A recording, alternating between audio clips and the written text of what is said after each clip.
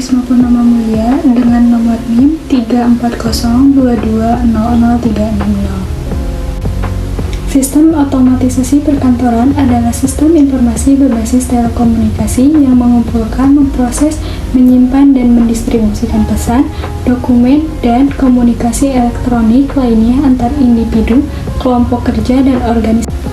Tujuan sistem otomatisasi perkantoran yaitu penggabungan dan penerapan teknologi, memperbarui proses pelaksanaan pekerjaan di kantor, meningkatkan produktivitas dan efektivitas pekerjaan. Otomatisasi perkantoran memberikan kemampuan antar manajer untuk saling melakukan komunikasi dengan lebih baik dalam memecahkan masalah. Peningkatan komunikasi dalam menghasilkan keputusan yang lebih baik dan lebih tepat. Perkenalkan, nama saya Ade Irmawati, NIM 34022000402. Tujuan masa kini: 1. Mendapatkan yang lebih tinggi versi penghindaran biaya. 2. Pemecahan masalah kelompok. 3. Pelengkap bukan pengganti. 4. Dapat meletakkan landasan yang kuat untuk integrasi informasi sehingga perusahaan mampu berkompetisi lebih baik. Penggunaan otomatisasi perkantoran yaitu yang pertama ada manajer, kedua profesional, ketiga sekretaris, keempat pegawai administratif. Macam sistem otomatisasi perkantoran. 1. Sistem komunikasi elektronik merupakan sistem-sistem teknologi informasi yang digunakan untuk berkomunikasi antara individu, grup-grup kerja, dan organisasi-organisasi. 2. Sistem kolaborasi elektronik merupakan suatu sistem yang tidak hanya pertukaran komunikasi atau pesan, tetapi juga bagaimana informasi atau pesan tersebut digunakan untuk bekerja sama. Contoh aplikasi yang ada pada OI yang tergolong dalam sistem kolaborasi adalah telekonferensi dan telecommuting.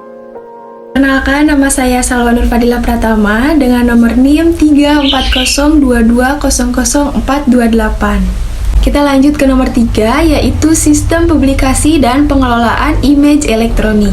Sistem publikasi elektronik adalah penggunaan teknologi informasi untuk keperluan pembuatan dokumen tercetak yang termasuk aplikasi dari sistem publikasi.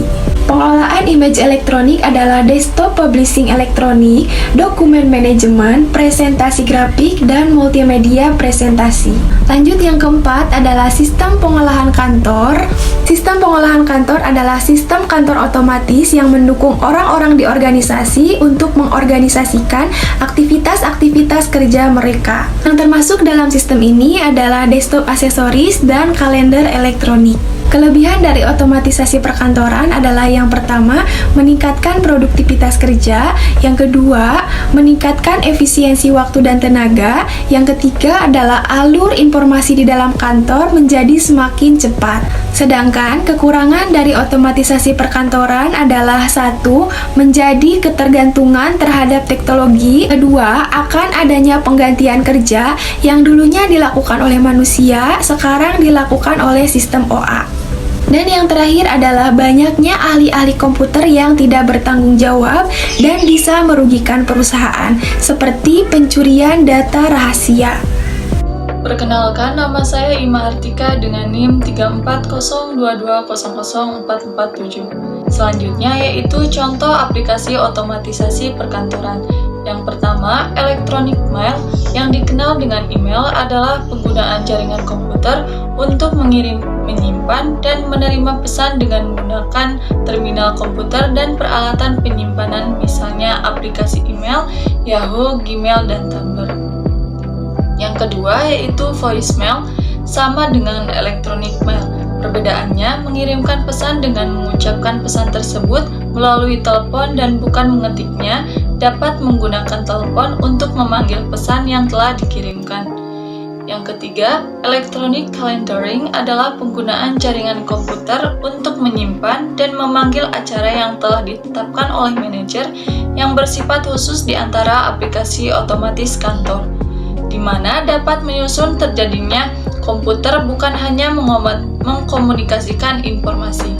Yang Yang keempat, audio konferensi adalah penggunaan peralatan komunikasi suara untuk membuat hubungan audio di antara orang-orang yang tersebar secara geografis untuk tujuan melakukan konferensi audio.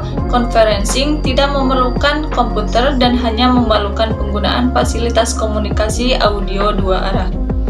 Yang kelima yaitu voicemail transmission adalah penggunaan peralatan khusus yang dapat membaca tampilan dokumen pada ujung channel komunikasi dan membuat salinan atau kopi di ujung lain sangat mudah diimplementasikan dan dioperasikan jalur telepon, suara dan berfungsi sebagai channelnya. Dan mengoperasikan peralatannya tidak lebih sulit daripada pengoperasian mesin fotokopi. Bisa dilihat, ini adalah salah satu contoh otomatisasi pada kantor. Yang pertama yaitu aplikasi otomatisasi kantor non-komputer digunakan untuk pemecah masalah dan pemecah masalah lainnya. Selanjutnya yaitu aplikasi otomatisasi kantor berbasis komputer berisi database. Database tersebut dibagi tiga yaitu input sumber daya fisik, mengubah, dan output sumber daya fisik. Selanjutnya model otomatisasi.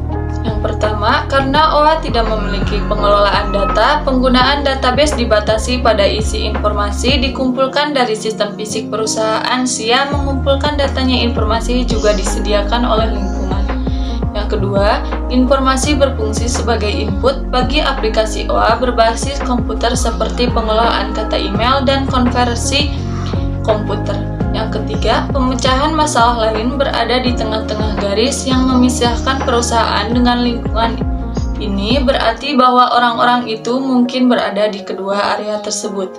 Yang keempat, model tersebut juga mencerminkan penggunaan aplikasi OA berbasis non-komputer seperti konversi video dan audio. Sekian yang dapat kami sampaikan tentang materi otomatisasi perkantoran. Semoga banyak manfaat yang bisa diambil. Terima kasih. Wassalamualaikum warahmatullahi wabarakatuh.